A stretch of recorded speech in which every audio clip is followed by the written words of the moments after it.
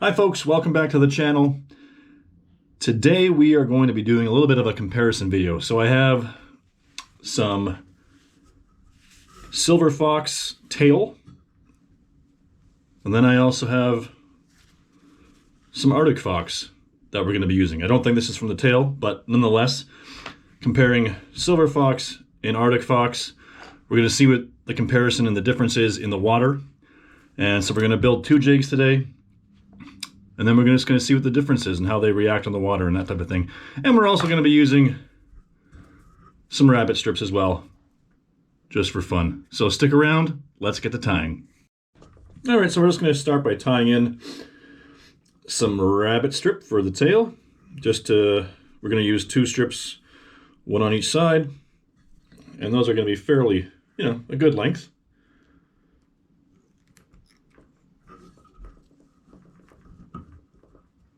And I think we'll probably start, maybe we'll tie the Arctic fox jig first, and then the other one second, the silver fox second. But they're both going to have some rabbit strip for the tail. Just, all things being equal, which of course they are not, but nonetheless. Yeah. Now we're going to get this side tied in. And of course I'm using just some white 210 flat wax on a 1/4 ounce ball head, as is the usual over here in my world.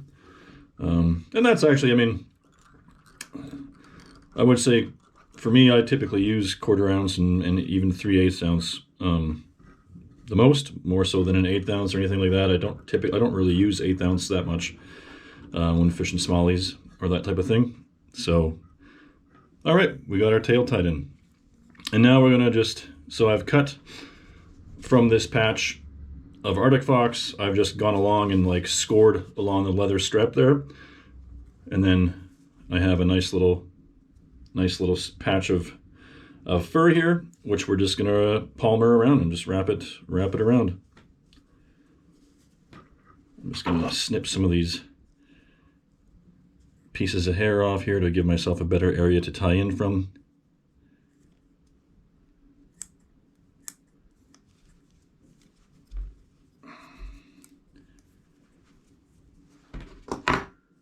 All right. Get that tied down. Yeah, and then we'll just start wrapping it. And brushing these down, of course, as well as we go.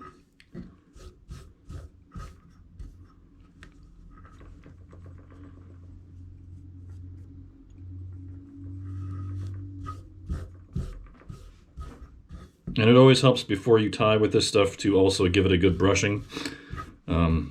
Just get rid of some of those under fur and hairs and whatever else might be living in your fur. Yeah. But yeah, just very simply, just wrap it around, palm it around, work your way up the shank. Nothing crazy about it.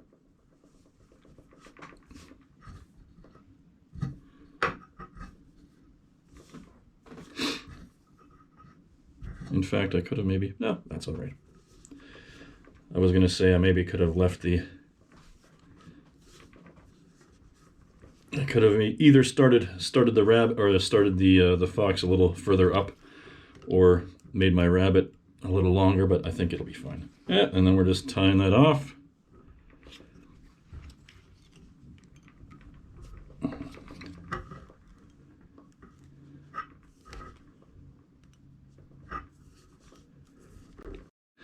Yeah, then we're just going to give it a few more securing wraps here.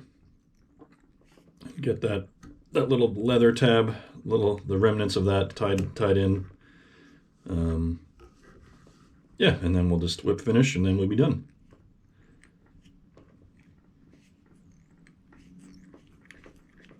So pretty simple. Not a lot to it. Quick and easy. bit more of a trim. But yeah, I mean, that's basically it.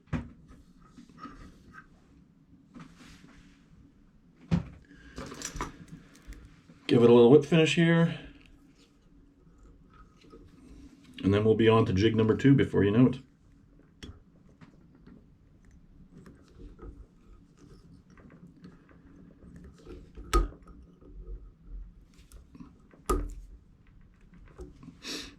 Yeah, so there you have it. Pretty simple stuff. On to jig number 2. All right, I just got my rabbit pieces cut, and I'm just going to do the same thing again, just tie one on each side.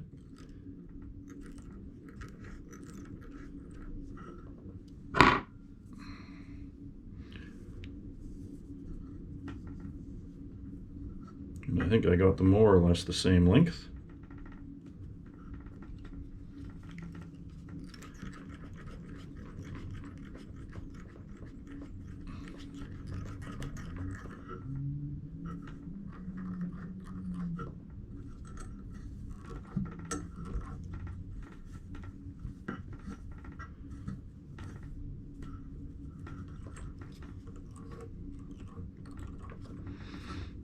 All right, and now we're going to just cut some chunks of white silver fox off. And for this stuff, because it's a tail, especially, make sure you're giving it a good brushing. I just use like dog brush that I have here to brush out all that under fur and all sorts of other little things in here, especially if you're not getting this, say, from a commercial,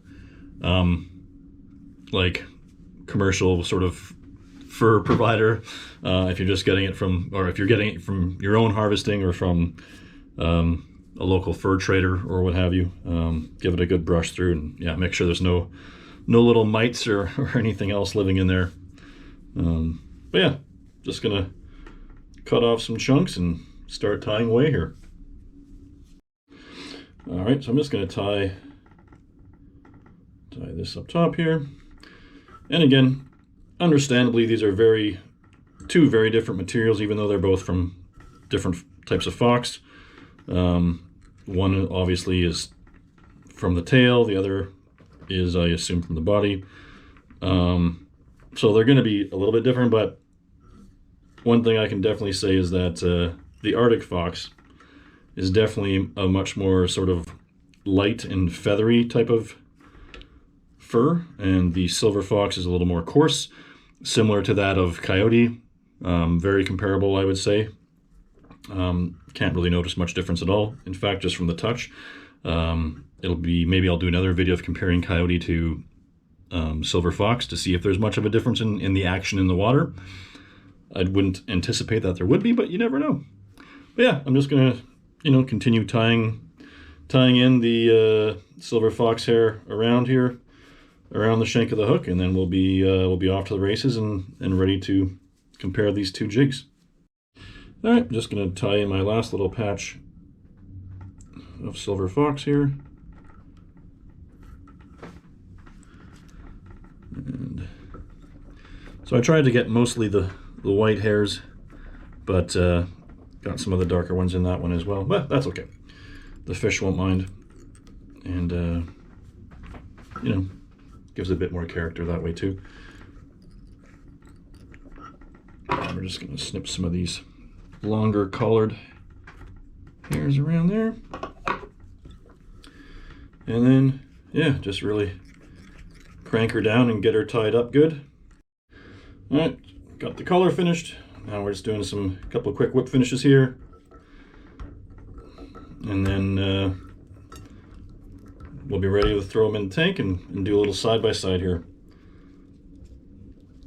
Interested to see. I think they'll be completely different, as one of them, the Arctic fox hair, is just much softer, and so I think it'll just have probably, yeah, I don't know, we'll see. That's good for our purposes here today. I'm just going to put some a little bit of loon on that, and we'll throw it in the tank. So stick around. All right, so I got the silver fox jig in the water. And yeah, it looks really good. It's got great action. Of course, the rabbit is doing its thing, but with the focus on the silver fox, flares out really nice. and it's got lots of nice, yeah, lots of nice action to it. We'll see how it swims. I mean, I think that looks really good for if you're going to swim this, or if you're going to fish it on bottom.